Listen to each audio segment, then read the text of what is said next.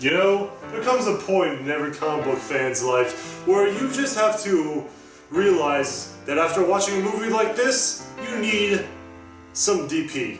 And a lot more DP. Hello everybody and welcome to another movie review vlog, and today I'm taking a look at, of course, the new movie Deadpool 2, which recently came out. And I would have to say that it pretty much lived up to the expectations from the previous one. There were some things that I had some problems with, but we'll get into that in just a little bit. So in this movie, Deadpool, portrayed by Ryan Reynolds, is now granted the task to protect a kid from a badass soldier named Cable from the future for unknown reasons. I don't want to divulge too much, otherwise that would be spoiler territory right there, but I gotta say, right off the bat, this movie pretty much hit all the keys. I will have to say that there were some minor gripes with it. Let me just get those out of the way first. The minor gripes being the first 30 or 40 minutes of the movie pretty much had to replay the same jokes and the intro in the very first Deadpool movie, which I thought that was kind of annoying. They could have done something better with it or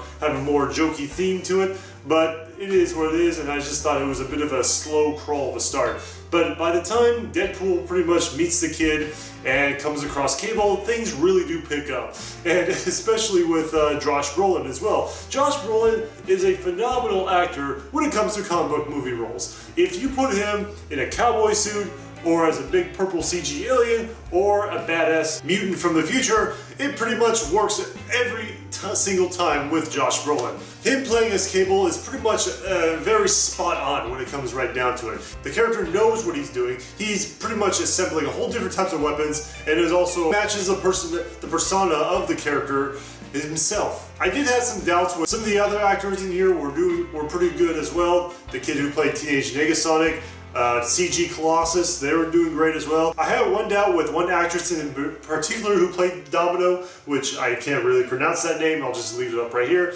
Domino is a little bit of a unique character in her own way when she looks like this, and of course they decided to portray her like this. Now, I don't have anything against actors or actresses of different ethnicities portraying different characters so long as they do the part.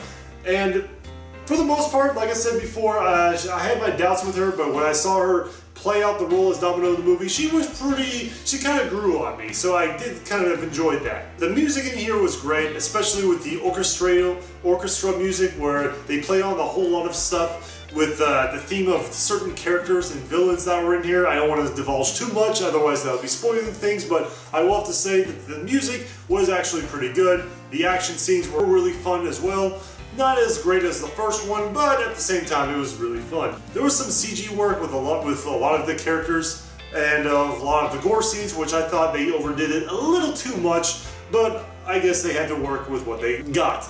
And you can tell that this was actually a bit of a higher budget movie, mostly because in the very first Deadpool movie they were working with like less than 30 or 40 million dollars, while in this one it was a lot higher, like over 100 million, but it does work for itself, especially with the Team X-Force as well.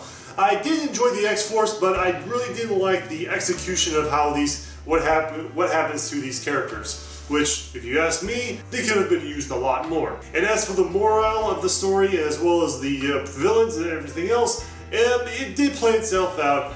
But at the same time, you kind of knew what was going to happen in this movie. And of course, at the same time, if you see one too many of these superhero movies, you pretty much know what's going to happen at the very end. But I still enjoyed it. It was a lot of fun. And one more thing I want to include as well, that there are some things that I don't want to say just yet.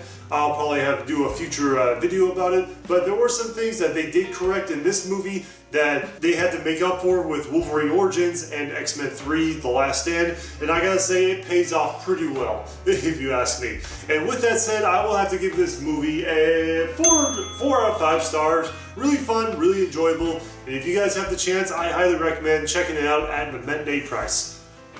And with that said, I hope you guys enjoyed this. I did include both of the Deadpool movies in my official IMDb list for best to worst comic book superhero movies, which you guys should check out in the link in the description box below if you guys have the chance. And one more thing I would like to include, I will be uploading more videos again. I just wrapped up college, so I will have more time throughout the summer uploading more somewhat quality content videos. And if you guys would like to support me in this grand journey throughout the summer or throughout the rest of 2018, feel free to hit me up on Patreon for the $1 a month club if you guys have any requests for any movie vlogs out there that you want me to vlog about and review.